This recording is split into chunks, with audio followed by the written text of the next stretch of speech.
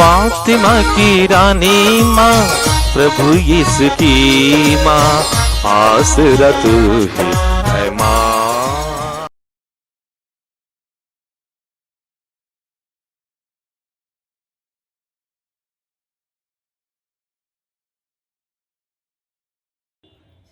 पहला पाठ नबी इसायास का ग्रंथ, अध्याय 55, पद संख्याएं 6 से 9 तक। जब तक प्रभु मिल सकता है तब तक उसके पास चले जाओ। जब तक वह निकट है तब तक उसकी दुहाई देते रहो। पापी अपना मार्ग छोड़ दे और दुष्ट अपने बुरे विचार त्याग दे। वह प्रभु के पास लौट आए और वह उस पर दया करेगा, क्योंकि हमारा ईश्वर दया सागर है। प्रभु यह कहता है, तुम लोगों के विचार मेरे विचार नहीं हैं और मेरे मार्ग तुम लोगों के मार्ग नहीं हैं। जिस तरह आकाश पृथ्वी के ऊपर बहुत ऊंचा है, उसी तरह मेरे मार्ग तुम्हारे मार्गों से और मेरे विचार तुम्हारे विचारों से ऊंचे हैं। प्रभु की वाणी। ईश्वर को धन्यवाद। भजन अनुवाक्य।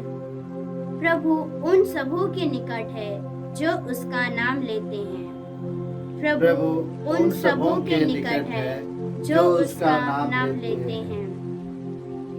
मैं दिन प्रतिदिन तुझे धन्य कहूँगा। मैं सदा सर्वदा तेरे नाम की स्तुति करूँगा। प्रभु महान और अत्यंत प्रशंसनीय है, उसकी महिमा की सीमा नहीं। अनुवाक्य। प्रभु उन सबों के निकट है जो उसका नाम लेते हैं। प्रभु उन सबों के निकट है जो उसका नाम लेते हैं। प्रभु दया और अनुकंपा से परिपूर्ण है, वह सहनशील और अत्यंत प्रेममय है। वह सबों का कल्याण करता है, वह अपनी सारी सृष्टि पर दया करता है। अनुवाक्य। प्रभु उन सबों के निकट है जो उसका नाम लेते हैं। प्रभु उन सबों के निकट है जो उसका नाम लेते हैं। प्रभु जो कुछ करता है अच्छा ही करता है, वह जो कुछ करता है प्रेम से करता है। वह उन सबों के निकट है जो उसका नाम लेते हैं, जो सच्चे हृदय से उससे विनती करते हैं। अनुवाक्य। प्रभु उन सबों के निकट है जो उसका नाम लेते हैं। प्रभु उन सबों के निकट है जो उसका नाम लेते हैं। दूसरा पाठ फिलिपियों के नाम संत पौलुस का पत्र, अध्याय 1, पद संख्याएं 20 से 24 और 27 तक। मसीह मुझ में महिमान्वित होंगे, चाहे मैं जीता रहूं या मर जाऊं। मेरे लिए तो जीवन है मसीह और मृत्यु है उनकी पूर्ण प्राप्ति। किंतु यदि मैं जीवित रहूं तो सफल परिश्रम कर सकता हूं। इसलिए मैं नहीं समझता कि क्या चुन लूं। मैं दोनों ओर खींचा हुआ हूं। मैं तो चला जाना और मसीह के साथ रहना चाहता हूँ। यह निश्चय ही सर्वोत्तम है, किंतु मेरा शरीर में विद्यमान रहना आप लोगों के लिए अधिक हितकर है। आप लोग एक बात पर ध्यान रखें, आपका आचरण मसीह के सुसमाचार के योग्य हो। प्रभु की वाणी। ईश्वर को धन्यवाद। जय घोष। Alleluia alleluia. शब्द ने शरीर धारण कर हमारे बीच निवास किया। जितनों ने उसे अपनाया उन सबों को उसने ईश्वर की संतति बनने का अधिकार दिया। हालेलुया। प्रभु आप लोगों के साथ हो और आपकी आत्मा के साथ। संतमती के अनुसार पवित्र सुसमाचार हे प्रभु तेरी महिमा हो। अध्याय 20 पद संख्या 1 से 16 तक। प्रभु यीशु ने कहा, स्वर्ग का राज्य उस भूमिधर के सदृश है जो अपनी दाखवारी में मजदूरों को लगाने के लिए बहुत सवेरे घर से निकला। उसने मजदूरों के साथ 1 दीनार का रोजाना तय किया और उन्हें अपनी दाखवारी भेजा। लगभग पहले पहर वह बाहर निकला और उसने दूसरों को चौक में बेकार खड़ा देखकर कहा, तुम लोग भी मेरी दाखवारी जाओ, मैं तुम्हें उचित मजदूरी दे दूंगा। और वे वहां गए।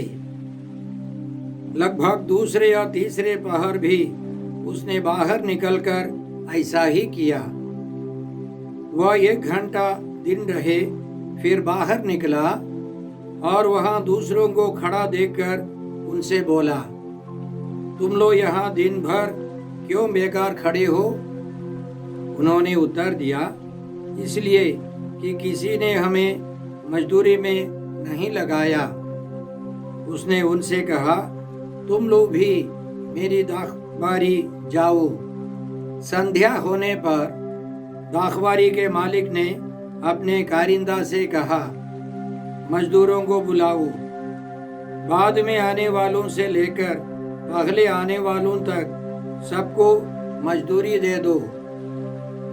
जब वे मजदूर आए जो 1 घंटा दिन रहे काम पर लगाए गए थे, तो उन्हें 1 दीनार मिला। जब पहले मजदूर आए तो वे समझ रहे थे कि हमें अधिक मिलेगा, लेकिन उन्हें भी 1 दीनार ही मिला। उसे पाकर वे यह कहते हुए भूमिधर के विरुद्ध भुनभुनाते थे, इन पिछले मजदूरों ने केवल घंटे भर काम किया, तब भी आपने इन्हें हमारे बराबर बना दिया, जो दिन भर कठोर परिश्रम करते और धूप सहते रहे। उसने उनमें से एक को यह कहते हुए उत्तर दिया, भाई, मैं तुम्हारे साथ अन्याय नहीं कर रहा हूँ। क्या तुमने मेरे साथ 1 दीनार नहीं तय किया था? अपनी मजदूरी लो और जाओ। मैं इस पिछले मजदूर को भी तुम्हारे जितना देना चाहता हूँ। क्या मैं अपनी इच्छा के अनुसार अपनी संपत्ति का उपयोग नहीं कर सकता? तुम मेरी उदारता पर क्यों जलते हो? इस प्रकार जो पिछले हैं अगले हो जाएंगे और जो अगले हैं पिछले हो जाएंगे। प्रभु का सुसमाचार। हे क्रिस्त तेरी स्तुति हो। जय यीशु क्रिस्त में प्रिय भाई और बहनों, आज का पहला पाठ नबी यशायाह के ग्रंथ से है। अध्याय 55 पद संख्या 6 से 9 तक। इसमें सबसे पहले हमने सुना, जब तक प्रभु मिल सकता है तब तक उसके पास चली जा। जब तक वह निकट है तब तक उसकी दुहाई देती रह। कब हम प्रभु से मिल सकते हैं? कब प्रभु हमारे निकट हैं? कई लोग सोचते हैं कि अभी जवानी में बहुत सारे काम है, बुढ़ापे के समय मैं प्रार्थना करूंगा, प्रभु के पास चला जाऊंगा, प्रभु उस समय निकट रहेंगे। कई लोग सोचते हैं बीमारी आने पर फुर्सत मिलेगा, मैं उस समय बहुत अच्छी तरह प्रार्थना करूंगा। इसी तरह कई लोगों के विचार है, लेकिन वचन कहता है, बाइबल हमको सिखाती है, आज मुक्ति का दिन है, अभी उपयुक्त समय है। हम दूसरे दिन के लिए स्थगित नहीं कर सकते हैं। दूसरा दिन का कोई गारंटी नहीं है, कोई पक्का विश्वास नहीं कर सकता है। इस पर हम भरोसा नहीं रख सकते कि कल हमको फुर्सत मिलेगा। कुरिन्थियों के नाम दूसरा पत्र अध्याय 6 और संख्या 2 इस प्रकार है, क्योंकि वह कहता है, उपयुक्त समय में मैंने तुम्हारी सुनी, कल्याण के दिन मैंने तुम्हारी सहायता की। और देखिए, अभी उपयुक्त समय है, अभी उपयुक्त समय है, अभी कल्याण का दिन है। मुक्ति आज संभव है, कल के लिए हम लोग स्थगित नहीं कर सकते। इसलिए आज हमको प्रार्थना करनी है, आज प्रभु को बुलाना है, प्रभु के पास जाना है। हम यह कृपा मांगते हैं, प्रतिदिन हम लोग प्रभु से प्रार्थना करें, तैयार रहे। तब हम लोग बुढ़ापे की अवस्था में, बीमारी के समय भी कुछ प्रार्थना कर पाएंगे। बीमारी के समय हम लोग ठीक से प्रार्थना नहीं कर पाते, इसलिए हम लोग अभी तैयार करें, तैयार रहें, प्रार्थना करें। आज के पहले पाठ का दूसरा विषय है, पापी अपना मार्ग छोड़ दे और दुष्ट अपने बुरे विचार त्याग दे। वह प्रभु के पास लौट आए और वह उस पर दया करेगा, क्योंकि हमारा ईश्वर दया सागर है, हमारा ईश्वर करुणामय है, दया से द्रवित हो जाता है। संत पौलुस तिमोथी के नाम पत्र पहले पत्र में अध्याय 2 में हमको समझाते हैं, ईश्वर चाहता है कि सभी मनुष्य मुक्ति पाए और सत्य को जाने। ईश्वर सबों को बचाना चाहता है। इसलिए जब मूसा ने ईश्वर के स्वभाव के बारे में पूछा, तो हम लोग यह पढ़ते हैं, निर्गमन ग्रंथ अध्याय 34 और संख्याएं 6 से, प्रभु प्रभु ये करुणामय तथा कृपालु ईश्वर है, वह देर से क्रोध करता और अनुकंपा तथा सत्य प्रतिज्ञता का धनी है। वह 1000 पीढ़ियों तक अपनी कृपा बनाए रखता और बुराई, अपराध और पाप क्षमा करता है। तो ईश्वर एक करुणामय ईश्वर है, दया से द्रवित हो जाता है, पापियों को बचाना चाहता है। और प्रभु यीशु ने आकर और खोल करके बताया, साफ साफ समझाया, मैं पापियों को पश्चाताप के लिए बुलाने आया हूँ। पापी पश्चाताप कर प्रभु यीशु के पास आए, यह ईश्वर की योजना है, ईश्वर की इच्छा है। प्रभु यीशु ने पश्चातापी जाके उसके घर में यह घोषणा की, यह भी इब्राहिम का बेटा है।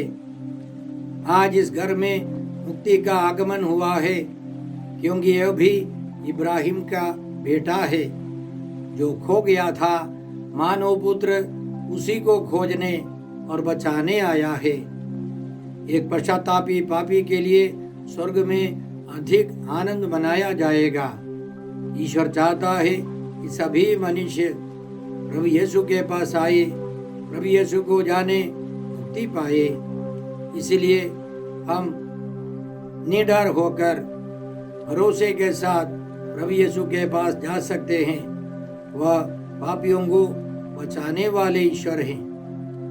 आज के पहले पाठ का तीसरा विषय है, प्रभु ये कहता है, तुम लोगों के विचार मेरे विचार नहीं है और मेरे मार्ग तुम लोगों के मार्ग नहीं है। जिस तरह आकाश पृथ्वी के ऊपर बहुत ऊंचा है, उसी तरह मेरे मार्ग तुम्हारे मार्गों से और मेरे विचार तुम्हारे विचारों से ऊंचे हैं। हमारा विचार बहुत छोटा है, हमारा ज्ञान नगण्य है। प्रभु यीशु, पिता ईश्वर, पवित्र आत्मा ईश्वर सर्वज्ञानी है और उनका मार्ग सबसे महान मार्ग है। हमारा मार्ग बहुत छोटा है, बहुत संकीर्ण है। इसलिए जब ईश्वर ने अय्यूब से सवाल किया, अय्यूब से सवाल पूछे, अनेक सवाल पूछे, अय्यूब ने समझ लिया कि वह कुछ नहीं जानता। उसका ज्ञान, उसकी समझदारी बहुत छोटी है। और अय्यूब ने ईश्वर के सामने यह घोषणा की, मैं जानता हूँ कि तू सर्वशक्तिमान है और अपनी सब योजनाएं पूरी कर सकता है। मैंने ऐसी बातों की चर्चा चलाई जिन्हें मैं नहीं समझता। मैं ऐसे चमत्कारों के विषय में बोला जो मेरी बुद्धि से परे हैं। ईश्वर के सामने हमको स्वीकार करना है कि हमारा ज्ञान बिल्कुल नगण्य है। सारे ब्रह्मांड को नचाने वाले ईश्वर की जो शक्ति है, बुद्धि है, प्रज्ञा है, मार्ग है, यह सब महान है। इसलिए हम सर्वशक्तिमान, सर्वज्ञानी, सर्वव्यापी ईश्वर के सामने हम सिर झुकाते हैं, प्रभु की आराधना करते हैं, प्रभु की महिमा घोषित करते हैं। आज का दूसरा पाठ फिलिपियों के नाम संत पौलुस के पत्र से है। अध्याय 1 और संख्याएं 20 से 24 और फिर 27। संत पौलुस रोम के जेल से यह पत्र लिख रहे थे।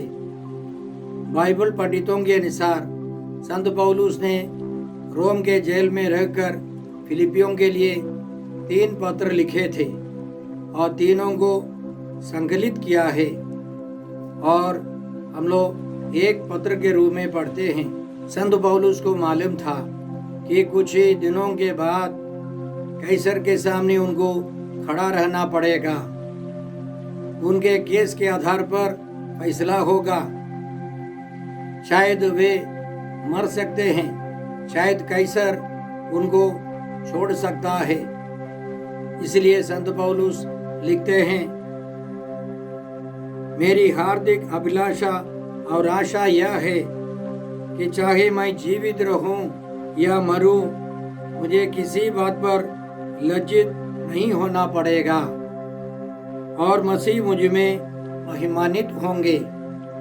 चाहे जीना हो चाहे मरना हो, पौलुस की एक ही इच्छा थी, प्रभु यीशु उनके द्वारा महिमान्वित हो जाए। आगे उनका कहना है, मेरे लिए तो जीवन है मसीह और मृत्यु है उनकी पूर्ण प्राप्ति। वे यीशु के लिए जीते हैं, वे यीशु के लिए मरते हैं। आगे उनका कहना है, यदि मैं जीवित रहूं तो सफल परिश्रम कर सकता हूं। इसलिए मैं नहीं समझ पाता कि क्या चुनूं। मैं दोनों ओर खींचा हुआ हूं। मैं तो चल देना और मसीह के साथ रहना चाहता हूं। यह निश्चय ही सर्वोत्तम है, किंतु शरीर में मेरा विद्यमान रहना आप लोगों के लिए अधिक हितकर है। तो मरने पर संत पौलुस जल्दी ही प्रभु यीशु के साथ आनंदमय जीवन में जी सकते हैं। लेकिन यदि संत पौलुस जीवित रहते हैं तो फिलिपियों के लिए, अन्य लोगों के लिए फायदेमंद है। वे उनके लिए अधिक परिश्रम कर सकते हैं। एक पक्ष को चुनना उनके लिए बहुत कठिन है। लेकिन देखिए किस प्रकार वे अपने जीवन को समझते हैं, प्रभु के लिए जीते हैं और साथ साथ लोगों के लिए भी वे जीते हैं। हमारा जीवन भी ऐसा ही हो।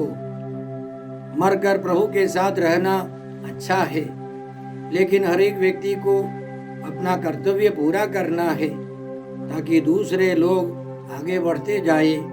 इसलिए हम दूसरों के लिए जीते हैं, प्रभु के नाम पर दूसरों के लिए जीते हैं, दूसरों के लिए हमें जीना है। सबसे अंतिम में संत पौलुस कहते हैं, आप लोग एक बात का ध्यान रखें आपका आचरण मसीह के सुसमाचार के योग्य हो। इस तरह मैं चाहे आकर आपसे मिलूं, चाहे दूर रहकर आपके विषय में सुनो, मुझे यही मालूम हो कि आप एक प्राण होकर अटल बने हुए हैं, एक हृदय होकर सुसमाचार में विश्वास के लिए प्रयत्नशील हैं, एक मन होकर, एक हृदय होकर एकता के साथ जीवन बिताए, प्रभु यीशु के नियमों के अनुसार जीवन बिताए। संत पौलुस चाहते थे कि उनके सभी अनुयायी विश्वास में आगे बढ़े, एक साथ एक कलीसिया बनाकर आगे बढ़े। दाखबारी के मजदूरों का दृष्टांत सुनाकर प्रभु यीशु हमें सिखाते हैं कि ईश्वर का स्वभाव क्या है, और इसमें ईश्वर के स्थान पर दाखबारी का मालिक है और 5 प्रकार के मजदूर हैं। 5 प्रकार के मजदूरों के पास मालिक जाता है।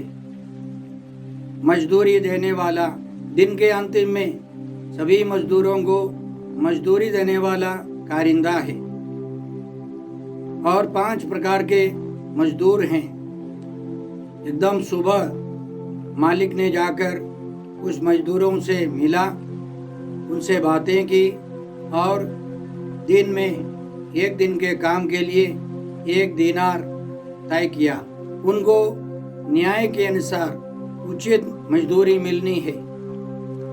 और जो 9 बजे, 12 बजे, 3 बजे और 5 बजे आने वाले, वे कोई बातचीत नहीं कर सकते, कोई तर्क वितर्क नहीं कर सकते हैं।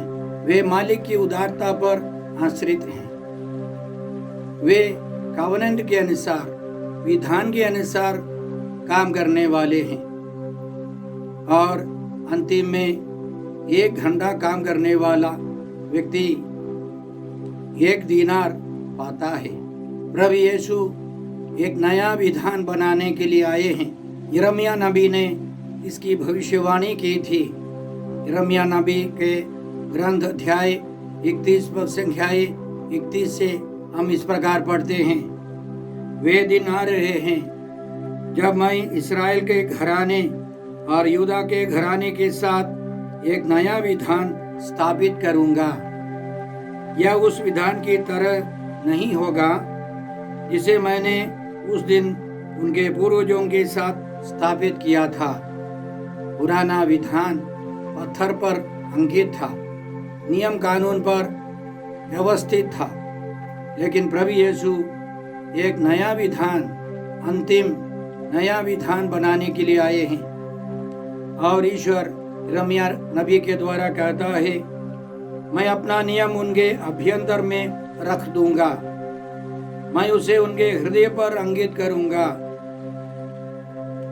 मैं उनका ईश्वर होऊंगा और वे मेरी प्रजा होंगे। ईश्वर पत्थर पर नहीं, हमारे हृदयों में अपने विधान को लिखने के लिए प्रभु यीशु को भेजता है। प्रभु यीशु आए हैं एक नए विधान की स्थापना के लिए। पुराने व्यवस्थान में हो या नए व्यवस्थान में, ईश्वर नेतृत्व करता है। ईश्वर की योजना है, ईश्वर की कृपा है, ईश्वर का प्लान है। याद रखें, जब प्रभु यीशु आए, उन्होंने अपने शिष्यों को बुलाया। यीशु की पुकार सुनकर मत्ती को आश्चर्य हुआ, एक पापी व्यक्ति को यीशु बुला रहे हैं। जक्कई उसके जीवन में भी प्रभु यीशु ने अपना पहला कदम बढ़ाया। प्रभु यीशु ने जक्कई उसको पुकार कर कहा, जक्केउस जल्दी नीचे आओ, क्योंकि आज मुझे तुम्हारे यहाँ ठहरना है। वह 5 बजे आने वाले मजदूर के समान है। समारी स्त्री के बारे में याद रखें, यीशु थके मांदे एक कुएं के पास बैठे थे। एक समारी स्त्री पानी लेने के लिए आई। यीशु ने पहला कदम बढ़ाया। यीशु ने चर्चा शुरू की, मुझे पानी पिला दो। और उस महिला को आश्चर्य लगा, एक यहूदी गुरु मुझसे एक समारी से सवाल पूछता है, मुझसे बातें करते हैं, यह असंभव है। प्रभु यीशु ने अपने प्यार को, अपनी उदारता को उसको समझाया। वह समझ गई, धीरे धीरे वो समझने लगी वो नबी है, और अंतिम में उसको मालूम हो गया यह मुक्तिदाता है। भाई और बहनों, हमारा ईश्वर करुणामय है, उदारता से भरा है, और इसलिए स्तोत्रकार कहता है, स्तोत्र 103 और संख्याएं 11 से हम लोग इस प्रकार पढ़ते हैं। आकाश पृथ्वी के ऊपर जितना ऊंचा है उतना महान है अपने भक्तों के प्रति प्रभु का प्रेम। पूर्व पश्चिम से जितना दूर है प्रभु हमारे पापों को हमसे उतना ही दूर कर देता है। पिता जिस तरह अपने पुत्रों पर दया करता है, प्रभु उसी तरह अपने भक्तों पर दया करता है। जैसे हम लोगों ने पहले पाठ में सुना, हमारे विचार में और ईश्वर के विचार में बहुत अंतर है, आसमान पाताल का फर्क है। अगर हम इस दृष्टांत को हम क्रियात्मक रूप से देखें तो पहले दल के लोग सुबह तैयार थे क्योंकि उनके पास खाने के लिए कुछ साधन था। नाश्ता सब करके अपने औजार निकाल कर वे लोग आए। लेकिन जो 9 बजे, 12 बजे, 3 बजे आए, उनके घर में कई मजबूरियां थी। हम कल्पना में देखें कि अंतिम में 5 बजे आने वाले, उनके घर में बच्चा बीमार है, डॉक्टर ने कहा इसको बुखार है, उसको सुई लगानी है, सुई के लिए पैसा नहीं है, और वे बेचारे दौड़ के आए कि कुछ पैसा मिल जाए। और प्रभु ने, मालिक ने उसकी परिस्थिति को समझ लिया, इसलिए अगले जो आए उतना ही अंतिम में आने वाले को भी मिलता है। ईश्वर हमारे हृदय को देखने वाला है, हमारे हृदय को देखने वाले, हमको प्यार करने वाले बिना शर्त। अब प्रभु यीशु ने क्रूस पर से दिखाया, हत्या करने वालों के लिए भी यीशु प्रार्थना करते हैं, उनको प्यार करते हैं, उनको उदारता से यीशु देखते हैं, सबों को मुक्ति के लिए यीशु रास्ता खोलते हैं। आइए हम उस प्रभु को धन्यवाद दें। हम अनुबंध के, कॉन्ट्रैक्ट के लोग नहीं हैं, हम विधान के लोग हैं, हम कवनेंट के लोग हैं। उस कवनेंट में प्रभु यीशु ने अपना जीवन अर्पित कर दिया। प्रभु यीशु ने हर रोज हमारे लिए अपना शरीर और रक्त दिया है। मिसा बलिदान में हम यह वचन सुनते हैं, तुम सब इसे लो और इसमें से पियो, क्योंकि यह मेरे रक्त का कटोरा है, नवीन और अनंत व्यवस्थान का रक्त, जो तुम्हारे लिए और बहुतों के पापों की क्षमा के लिए बहाया जाएगा। तुम मेरी स्मृति में यह करो। प्रभु यीशु का अनंत विधान उनके पवित्र लहू में मुहरबंद है। प्रभु यीशु ने अपने प्रेम का सबसे बड़ा प्रमाण दिया है। हम प्रभु को धन्यवाद देकर उनके पास जाए। हम अयोग्यों को योग्य बनाने के लिए यीशु आए हैं। आइए हम प्रार्थना करते हैं। हे अब्बा पिता, हे प्रभु यीशु, हे पवित्र आत्मा ईश्वर, आज के सारे पवित्र वचनों के लिए हम तुझे धन्यवाद देते हैं और प्रार्थना करते हैं कि हम प्रभु यीशु के विधान के अनुसार जीवन बिता सके। हम यह प्रार्थना करते हैं प्रभु क्रिस्त के द्वारा। हमारे प्रभु यीशु क्रिस्त की कृपा, ईश्वर का प्रेम और पवित्र आत्मा का साहचर्य आप सबों को प्राप्त हो। आमीन।